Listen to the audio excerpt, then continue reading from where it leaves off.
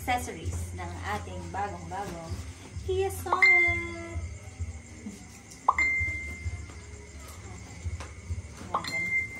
Ayan, in-unbox ko na.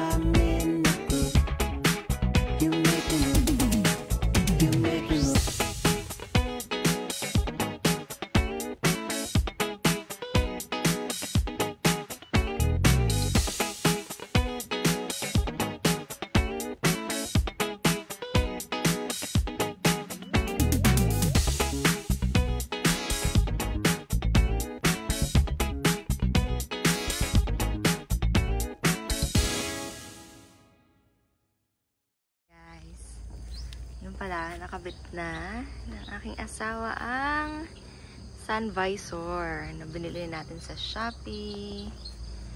Tapos, ito sa kabit natin. Yan. May nakalagay na Sonet. Okay. Tapos, ngayon nag-i-install siya nito. Ayan. So, bumili siya nitong matings ba to? Deep dish. Deep dish. Ayan. So, lagay na sa driver's seat.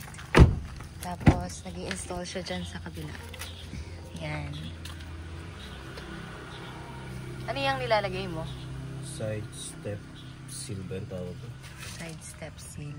Ayan, dito sa side para hindi itong mismong ano ang natatapakan. Meron siyang protection. Tingnan natin. Nakabit mo na yung sa right, diba?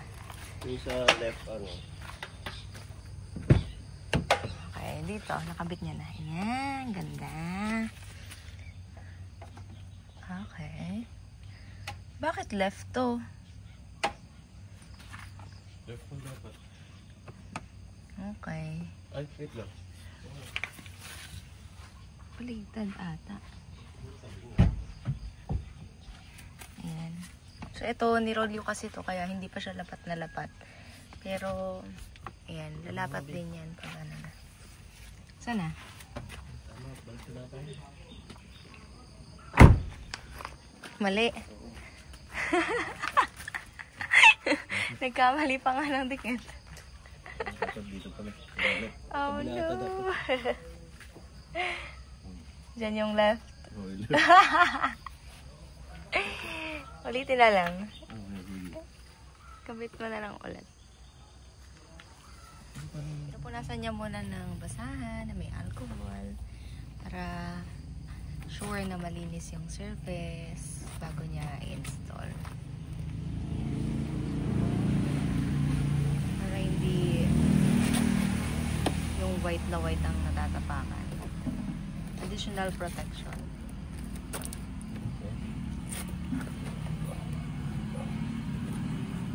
Ayan. Job. Okay.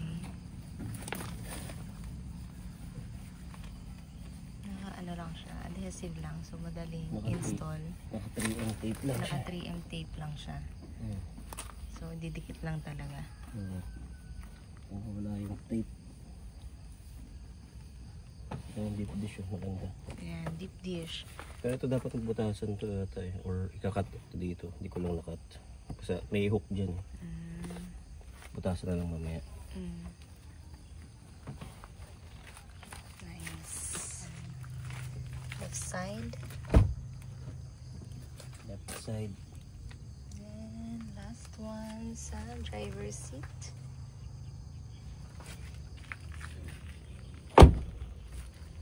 Okay, last one. So, driver's seat.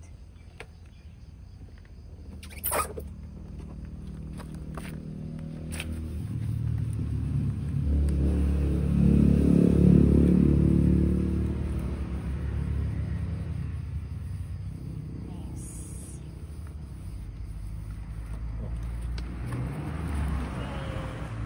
Good job.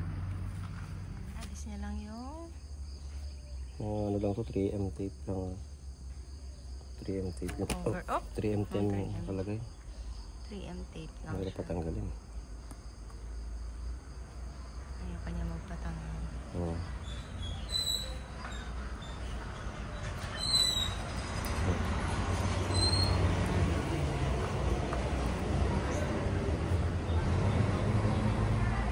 May bus doon. Ayun yata sasakyan. Ayan. Ayan. Siya yung basa.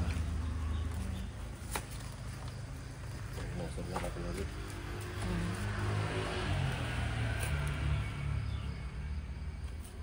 Tapos, yun na lang natin. Dito natin, alin dapat natin dyan para ano.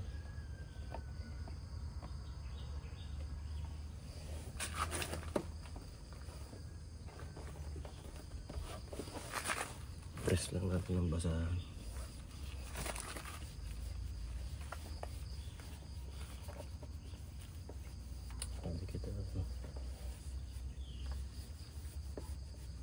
May marker naman siya kamo.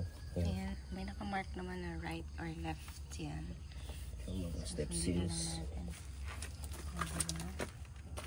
Nice.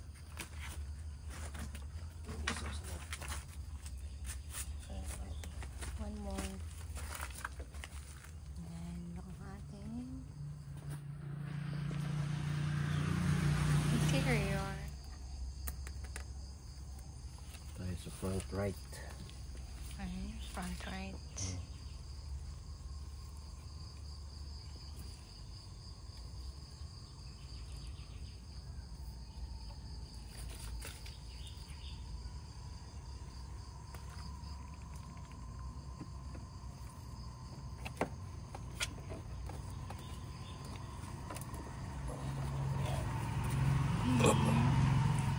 Parang metal lang. Ganda. Parang metal, may logo ng Sonnet. Tapos didikit lang natin dito. Pagka ano, Wow, ganda. Nice. tanggalin lang yung glue. Meron pa parang 3M lang. parang dyan pala yun. Akala ko ano lang siya. Yan na yun. Akala ko yan yung may right lang. Nasa na na. Ulit. Para sure na, walang dumi. Okay. So yan, install na niya. Disclaimer daw, ano? Hindi naman ako yung professional installer. Pero kayang-kaya nyo naman itong kabit. Sakali. DIY lang. Wow, ganda. Sonnet. Nice. Very shiny. Okay na. Good. Good. So, ayan, may ilan pa. May 3 pa. Ito pa yung iba. Ayan. Sa front and back. Ayan, Sonnet. Okay. Ito yung mudguard. No. Ayan, install yung 4 na yan.